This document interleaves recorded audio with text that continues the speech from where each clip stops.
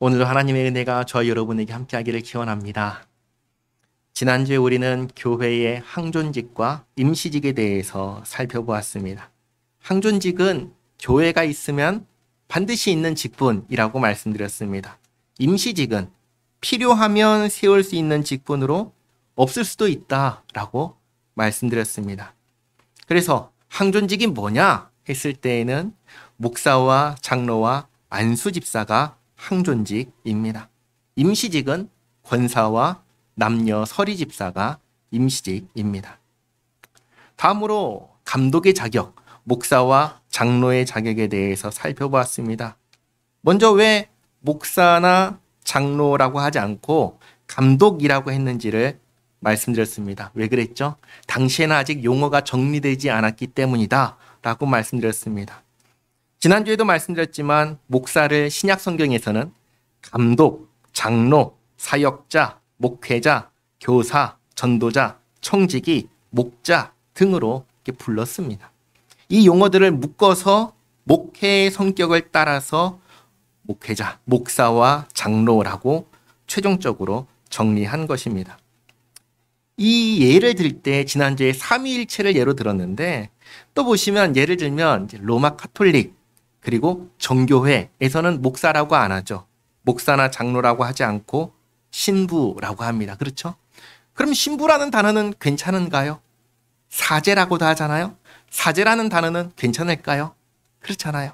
그러니까 특정 단어가 성경에 나오지 않는다고 해서 그걸 잘못이다 라고 하면 안 된다는 것입니다. 그 단어가 다양한 용어들을 함축해서 쓸 수 있는 단어라면 얼마든지 사용할 수 있는 겁니다. 그게 교회사 역사 속에서 정리해서 사용하는 것입니다.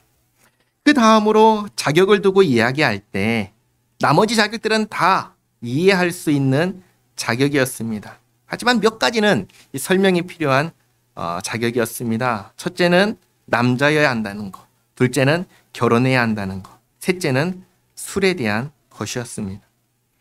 사실 남자여야 한다라는 것은 지난 2000년의 역사 속에 아무도 이의를 제기하지 않았던 부분입니다. 사도시대 때에도 속사도시대 때에도 교부 때에도 다 남자가 감독이 되었습니다. 그러면 왜 이렇게 했냐라고 할 때에 세상 사람들은 시대와 사회와 문화를 두고 얘기하지만 교회는 교회잖아요. 하나님의 말씀을 근거로 얘기하는 겁니다. 그럼 근거가 뭐냐 할 때 교회의 질서는 머리 대신 예수님 그리고 남자 그리고 여자라는 것입니다. 이렇게 얘기하면 또 오해를 합니다. 그럼 여성은 남성보다 못하냐? 그렇게 얘기할 수 있는데 남자가 여자보다 우월하냐? 그렇게 얘기할 수 있는데 그 얘기가 전혀 아니라는 것을 우리가 알아야 됩니다. 하나님께서 사람을 창조하실 때 하나님의 형상을 따라 창조하셨죠. 근데 누구를 하나님의 형상대로 창조하셨죠? 남자만 그렇게 창조하셨나요? 아니잖아요. 남자와 여자 모두 다 하나님의 형상을 따라 동등하게 창조하셨습니다. 남자도 하나님의 형상이고 여자도 하나님의 형상입니다. 그리고 둘 다에게 똑같이 주신 명령이 생육하고 번성하여 땅에 충만하고 땅을 정복하고 다스리라고 똑같이 말씀하셨습니다. 그러니까 동등한 것입니다. 다만 교회에서의 질서를 그렇게 정하신 것입니다. 그러니까 교회는 2000년의 역사 속에서 그 질서를 따라 해왔던 것입니다. 그러다가 오늘날 세상에서 남자만 하던 일을 여자도 하게 되니까 아니 교회도 그래야 되지 않냐라고 얘기를 하는 것입니다. 근데 그렇게 하면은 그게 교회인가요? 교회가 아니죠. 그건 세상인 것이죠. 교회는 하나님의 말씀을 근거로 이루어지는 것입니다. 하나님께서 하라고 하시면 하는 거고 하지 말라고 하시면 안 하는 겁니다. 그게 교회입니다. 그래서 디모데전서 1장을 시작할 때 하나님의 영광의 복음에 따르는 교훈을 가르치고 다른 교훈과 신화와 허탄한 족보에 몰두하지 못하게 하라고 한 것입니다. 자, 그 다음 결혼해야 한다라는 것도 잘 보시기 바랍니다. 뭔가를 정할 때 중요한 것은 근거가 뭐냐는 것이죠. 다르게 말하면 성경은 뭐라고 하느냐가 중요한 겁니다. 그래서 보니까 성경은 정확하게 디모데전서 3장 2절에서 감독의 자격은 한 아내의 남편이라고 합니다. 또 4절을 보시면 자기 집을 잘 다스려야 한다라고 하십니다. 그러니까 이 말씀을 근거로 우리 교단은 목사가 되려면 반드시 결혼해야 한다라고 정한 것입니다. 그 다음 이제 세 번째로 술에 대한 것입니다. 술에 대한 건 예나 지금이나 민감한 문제인데 분명히 성경은 술에 대해서 두 가지를 얘기를 합니다. 두 가지. 첫째는 이제 시편의 말씀을 보시면 술에 대해서 뭐라고 하시냐면 술은 하나님께서 주신 선물이다라고 하십니다. 우리 시편 104편 15절 말씀 같이 한번 읽어보겠습니다. 사람의 마음을 기쁘게 하는 포도주와 사람의 얼굴을 윤택하게 하는 기름과 사람의 마음을 힘있게 하는 양식을 주셨도다. 아멘. 누가 주셨죠? 하나님께서 주셨다는 겁니다. 하나님께서 사람의 마음을 기쁘게 하는 포도주 주셨다 하십니다. 그런데 한편으로 잠언을 보시면 또 이렇게 말씀하십니다. 술 마시는 자에게는 재앙이 있다라고 하십니다. 잠언 23장 29절과 30절 말씀 같이 읽겠습니다. 재앙이 네게 있느뇨? 근심이 네게 있느뇨? 분쟁이 네게 있느뇨? 원망이 네게 있느뇨? 까닭 없는 상처가 네게 있느뇨? 붉은 눈이 네게 있느뇨? 술에 잠긴 자에게 있고 혼합한 술을 구하러 다니는 자에게 있느니라. 아멘. 이렇게 재앙과 근심과 분쟁과 원망과 까닭 없는 상처와 붉은 눈, 붉은 눈이 뭐예요? 핏발선 눈이죠. 이게 누구에게 있냐? 술 마시는 자에게 있다 하십니다. 그러니까 술에 대해서는 성경이 양쪽을 다 말씀하시는 거예요. 선물이다, 재앙이다. 그러면 술에 대해서 어떻게 해야 할까요? 모든 성도에게 이렇게 권면하십니다. 에베소서 말씀, 에베소서 5장 18절 말씀 같이 읽겠습니다. 술 취하지 말라. 이는 방탕한 것이니 오직 성령으로 충만함을 받으라. 아멘. 모든 성도에게 하시는 권면의 말씀입니다. 술 취하지 말라. 술 취하지 않으려면 어떻게 해야죠? 안 마셔야죠. 안 마셔야죠. 마시더라도 한두 잔 정도? 양을 우리가 이렇게 정할 수는 없습니다. 하지만 모든 성도에게 술에 취할 것이 아니라 성령으로 충만해질 것을 권면합니다. 그리고 직분자에게는, 감독에게는 뭐라고 하셨죠? 술을 즐기지 않아야 한다라고 하셨습니다. 즐기지 않는다면 언제 마실까요? 정말 불가피할 때 마시거나 건강상의 이유로 마시는 그런 특별한 예외예요. 일반화할 수 없는 예외적인 상황을 제외하고는 입에 댈 일이 없는 것이죠. 그래서 우리 교단은 술에 대해서는 직분자는 마시지 않는 것을 원칙으로 하고 있습니다.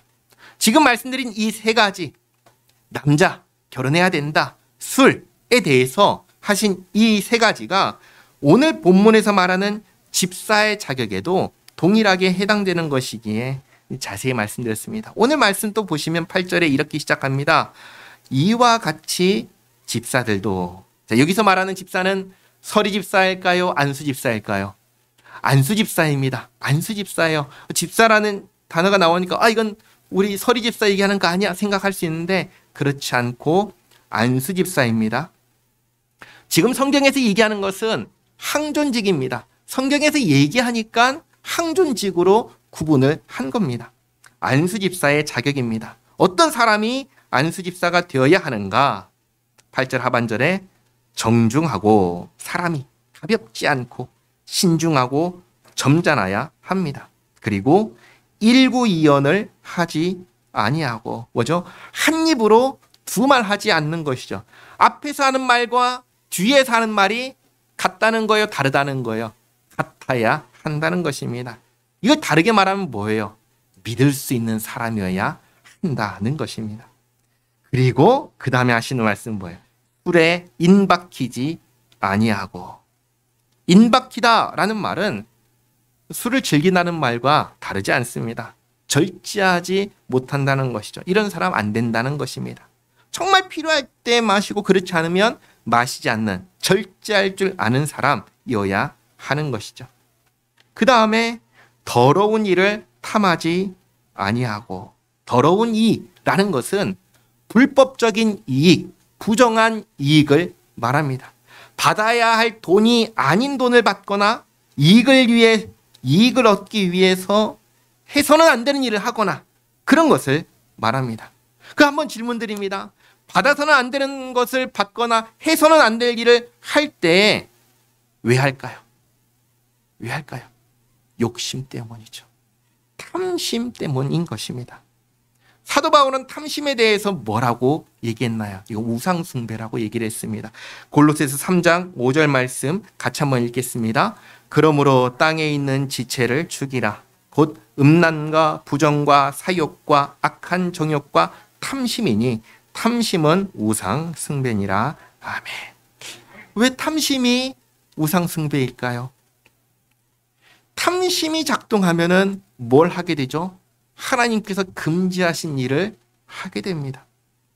탐심이 작동하면 하나님보다 이걸 더 높이게 되는 거예요. 더 우선하게 되는 거예요. 그래서 우상숭배가 된다고 하시는 겁니다.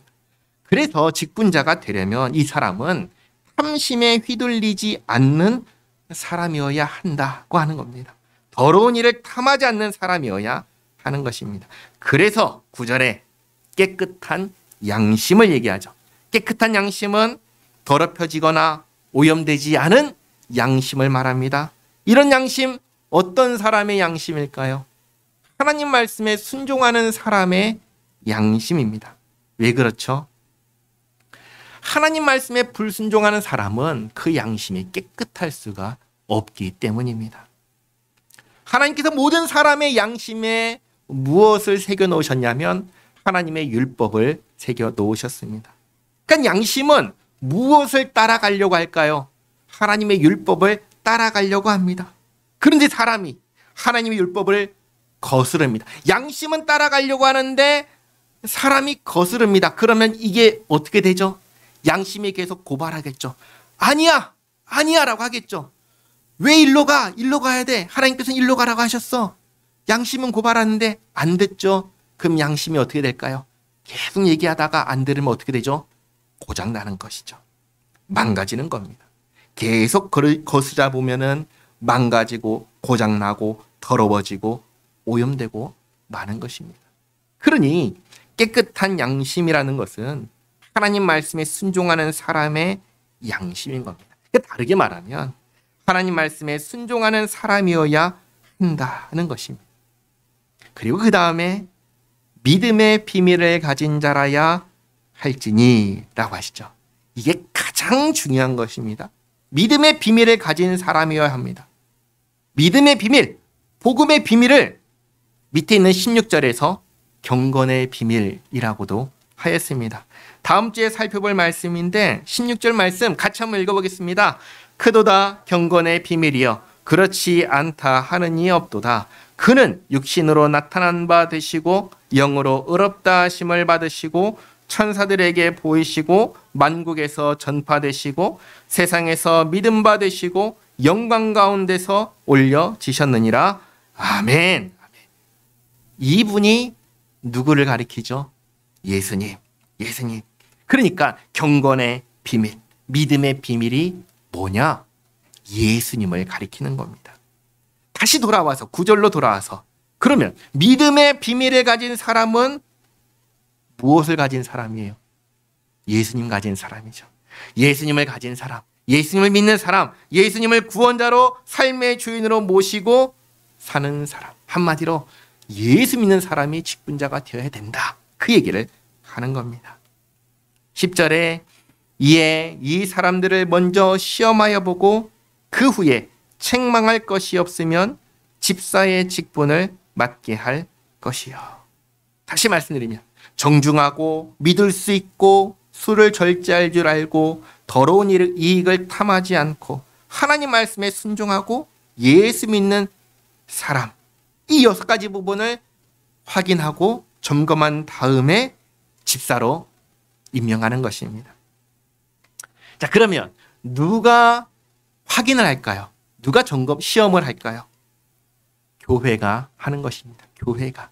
먼저는 당회가 살핍니다. 그래서 집사 후보를 정합니다.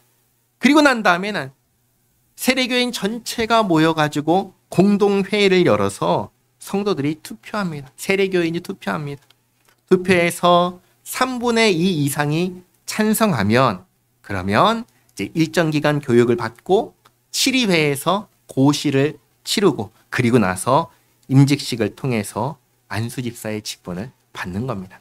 그냥 임명하는 게 아니라 이러한 과정을 통해서 임명을 하게 되는 겁니다.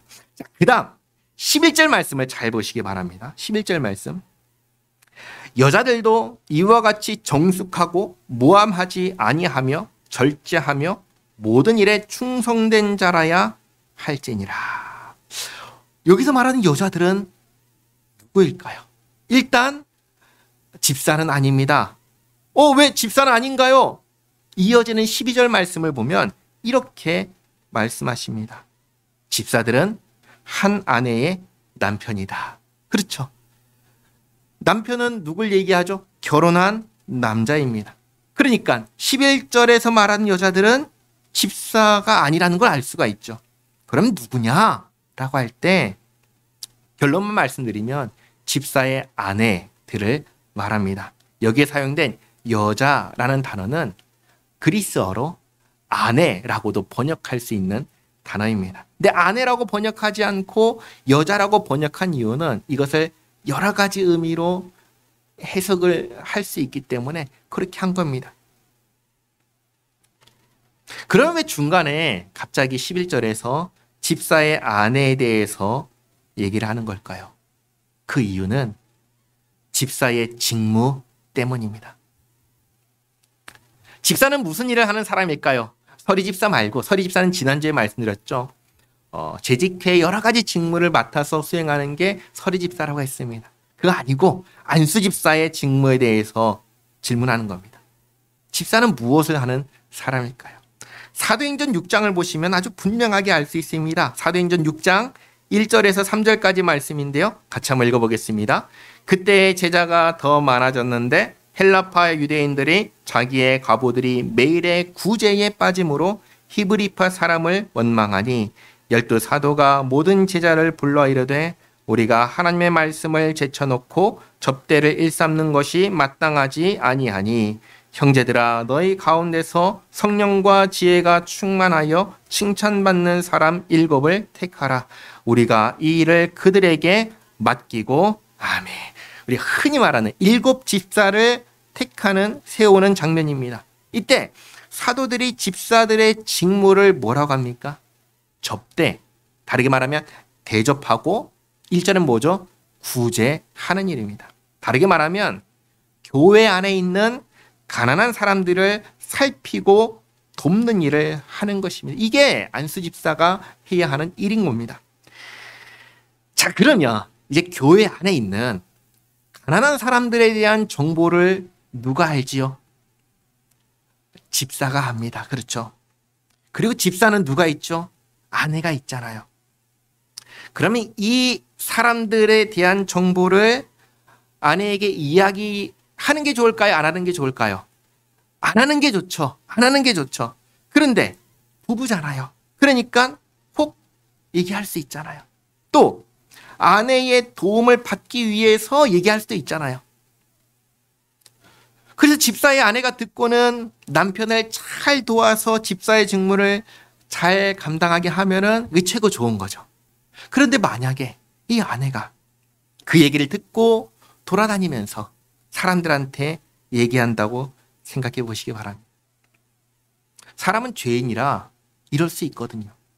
그러면 이 집사가 집사의 직무를 제대로 수행할 수 있을까요? 할 수가 없는 겁니다. 오히려 아내 때문에 여러 사람이 힘들어지게 되는 겁니다. 그래서 집사의 아내는 남편 된 집사를 잘 도와서 그 직분을 잘 감당할 수 있도록 정숙하고 모함하지 않고 절제하고 충성하는 자라야 한다라고 얘기를 하는 겁니다. 지금 집사의 자격을 얘기하면서 집사의 아내도 이래야 한다고 얘기를 하는 거예요. 둘 다 보고 하는 겁니다. 정숙하다라는 것은 어떤 거예요? 남편처럼 정중하다는 겁니다. 모함하지 않는다라는 것은 돌아다니면서 말하지 않는 겁니다. 말을 옮기는 걸 하지 않는 겁니다. 이간질시키지 않는 거예요. 절제할 줄 안다는 것은 선을 지킬 줄 안다는 겁니다. 그리고 충성, 헌신하는 겁니다. 집사의 아내는 이런 사람이어야 한다는 것입니다. 그리고 다시 돌아와서 12절에 집사들은 한 아내의 남편이 되어 자녀와 자기 집을 잘 다스리는 자일지니, 한 아내의 남편, 또 자녀와 가정을 잘 다스리는 자, 결혼한 사람을 말하는 거죠. 결혼한 남자가 집사의 직분을 맡을 자격이 있다는 겁니다. 지난주에 보았던 감독의 자격과 똑같습니다. 자, 이 사람이 집사의 직분을 맡았습니다. 가난한 사람들을 잘 대접하고 구제하는 일을 잘 감당한다면 가난한 사람들이 직접적으로 몸에 닿는, 피부에 닿는 사람은 누굴까요? 감독일까요? 아니면 이 집사들일까요? 집사들이죠. 왜냐하면 일선에서 가난한 사람들 만나서 대접하고 그리고 구제하는 이 일을 직접 하니까. 그러면 가난한 사람들이 누구를 가장 먼저 생각하고 볼까요? 감독일까요? 집사일까요? 당연히 집사겠죠. 가난한 사람들이 이 집사를 어떻게 생각할까요? 고마워하고 감사할 것입니다. 다르게 말하면 교회 안에서 존경을 받게 되고 인정을 받게 될 것입니다. 그래서 13절에 집사의 직분을 잘한 자들은 아름다운 지위와 고마워하고 감사하고 존경하고 인정을 받으니까 아름다운 지위를 교회에서 얻게 되고, 그리고 그리스도 예수 안에 있는 믿음의 큰 담력을 얻으리라. 집사의 직무를 더욱 믿음으로 감당할 수 있는 용기, 담력을 얻게 된다는 것입니다. 자, 이렇게 감독의 자격과 집사의 자격을 보았습니다. 감독은 오늘날 목사와 장로를 말한다고 했습니다. 집사는 서리 집사가 아니라 안수 집사를 말한다고 했습니다. 자, 이제 이 자격들을 봤으니까 우리가 생각해야 할 것이 있습니다. 첫째, 뭐냐? 직분자가 되기 위해서 나는 이런 자격을 갖추었는지를 생각을 해야 합니다. 그리고 둘째는 이런 자격을 갖추기 위해서 노력해야 한다는 겁니다. 이거 쉽게 말하면 자격이 없다면 직분자가 되려고 해서는 안 된다는 것입니다. 직분자가 되려 하기 전에 먼저 그 자격을 갖추려고 노력해야 된다라는 것입니다. 그리고 이제 세 번째입니다. 사실은 이 세 번째가 제일 중요한 겁니다. 지난주에도 말씀드렸습니다만 왜 직분자가 되려고 하는가라는 겁니다. 디모데전서 3장 1절 이렇게 말씀하시죠. 같이 한번 읽어보겠습니다. 미쁘다 이 말이여 곧 사람이 감독의 직분을 얻으려 함은 선한 일을 사모하는 것이라 함이로다. 아멘. 감독의 직분만 그럴까요? 집사의 직분도 마찬가지입니다. 직분자가 되려고 하는 것은 선한 일을 사모하는 것입니다. 다르게 말하면 직분자가 되려고 하는 것은 나쁜 일이냐? 아니, 좋다, 좋은 일이다 라고 하는 겁니다. 그런데 그래, 좋으니까 하자가 아닌 겁니다. 왜 직분자가 되려고 하냐? 왜 직분자가 되는 것이 좋냐라는 거죠. 이유가 뭐냐라는 겁니다. 이유가 뭐죠? 주님의 몸된 교회를 바르고 온전하게 이루기 위한 것입니다. 이게 목적이 되어야 하는 것입니다. 직분자가 되는 것이 목적이 아니라 직분자가 되어서 주님의 몸된 교회를 바르고 온전하게 이루는 것이, 이것이 목적이 되어야 한다는 것입니다. 그러면 더더욱 자격이 없다면 해서는 안 되는 것입니다. 자격이 안 되는 사람이 어떻게 교회를 바르고 온전하게 이룰 수 있겠습니까? 그럴 수 없는 것이죠. 그리고 여기서 우리는 다르게 생각해야 됩니다. 어떻게 다르게 생각해야 되는가? 굳이 직분자가 되려고 해야 하는가? 그게 아니라는 겁니다. 직분과 상관없이 내가 내 위치에서, 내 상황에서 정말 교회를 교회답게 이루려고 하는 것을 우리가 해야 한다라는 것입니다. 그렇게 하다 보면은 자연스럽게 하나님께서 필요하면 직분자가 되게 하실 것이고, 아니면 직분과 상관없이 정말 거룩한 무리, 성도로서 교회를 이루게 하실 것입니다. 직분자가 돼야지만 교회를 온전하게 세울 수 있는 게 아니잖아요. 상관없이 그렇게 살아가다 보면은 어느 하나님께서 세워주시는 것입니다. 그럼 마지막으로 이 질문을 드립니다. 신앙생활을 잘한다 라는 것은 어떻게 하는 걸까요? 우리 그런 말 많이 하잖아요. 신앙생활 잘해야 됩니다. 열심히 해야 됩니다. 얘기하잖아요. 어떻게 하는 게 신앙생활을 잘하는 걸까요? 답은 사실 이미 나왔습니다. 뭐냐면 교회를 교회답게 이루려고 하는 것이, 이루어가는 것이 신앙생활을 잘하는 것입니다. 다시 말씀드립니다. 신앙생활 잘하는 것은 교회를 온전히 세워갈 때 그게 신앙생활을 잘하는 겁니다. 그러면 이제 또 질문할 수 있겠죠. 교회를 교회답게 세우는 건 어떻게 하는 겁니까? 무엇을 하는 겁니까? 잘 생각해 보시기 바랍니다. 교회는 무엇이죠? 교회는 예수 믿는 사람들의 무리입니다. 그 무리들은 누구죠? 결국은 저와 여러분 각 사람들입니다. 한 사람 한 사람이 뭐냐? 교회입니다. 우리가 교회입니다. 우리 한 사람 한 사람이 푸른 초장교회의 얼굴입니다. 세상에 나가면 세상 사람들이 푸른 초장교회인 저를 볼 겁니다. 여러분을 볼 겁니다.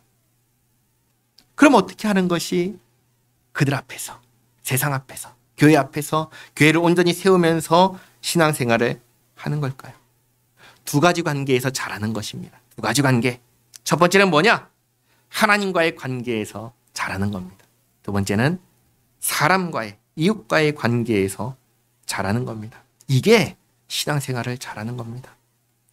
하나님과의 관계에서 잘하는 것은 어떻게 하는 걸까요? 예배드리는 거죠. 오늘 이렇게 함께 모여 하나님을 예배하는 것, 그리고 돌아가서 일주일 동안 개인적으로 말씀을 읽고 기도하며 하나님과 함께 살아가는 것, 그게 하나님과의 관계를 잘하는 것입니다. 그게 신앙생활 잘하는 것입니다. 근데 그게 전부가 아니죠. 이웃과도 잘해야 되잖아요. 이웃과의 관계를 잘하는 것은 어떻게 하는 걸까요? 남편은 아내에게 잘하는 겁니다. 아내는 남편에게 잘하는 겁니다. 부모는 자녀에게 잘하는 겁니다. 자녀는 부모를 공경하고 효도하는 겁니다. 학생은 학교 가서 선생님 말씀 잘 듣는 것이고, 선생님은 학생들을 잘 지도하고 가르치는 겁니다. 직장에서 일 잘하는 겁니다. 다르게 말하면 세상에서 정상적으로 성실하게 살아가는 겁니다. 그게 이웃과의 관계를 잘하는 것이고, 그게 신앙생활을 잘하는 것입니다. 우린 너무나 특별한 것을 생각하고 있어요. 그렇지 않습니다. 성경은 우리에게 지극히 정상적으로 살라고 하십니다. 특별한 일들을 해야지 잘하는 게 아닙니다. 오히려 기본적인 것, 당연한 것들을 잘할 때 그게 진짜 잘하는 것입니다. 직분자가 돼야지 신앙생활 잘할 수 있나요? 그렇게 생각하면 그건 정말 잘못된 것입니다. 그렇지 않습니다. 반대로 하나님과의 관계가 좋고 이웃과의 관계가 좋은 사람, 그 사람이 신앙생활을 잘하는 것이고, 그런 사람이 직분자가 되는 것입니다. 이것을 기억하시기 바랍니다. 정말 우리가 해야 하는 것, 주님의 몸된 교회를 바르게 온전히 세우기 위해서 우리가 있는 자리에서 정말 신앙생활 잘하는 우리 모두가 되기를 바랍니다. 기도하겠습니다. 하나님 감사합니다. 지난주와 이번 주 두 주에 걸쳐 교회의 직분에 대한 말씀을 받았습니다. 중요한 것은 직분자가 되는 게 아니라 교회를 온전하게 세우는 것임을 깨닫습니다. 저희 모두가 교회의원이 가장 먼저 저 자신을 온전히 세우기 위해 힘쓰게 하옵소서. 저 자신을 온전히 세우며 주님과 사람 앞에서 신앙생활을 잘 하게 하시고, 주님의 몸 된 교회를 주님께서 원하시고 기뻐하시는 모습으로 아름답게 세워가는 저희 모두가 되게 하옵소서. 예수님의 이름으로 기도하옵나이다. 아멘.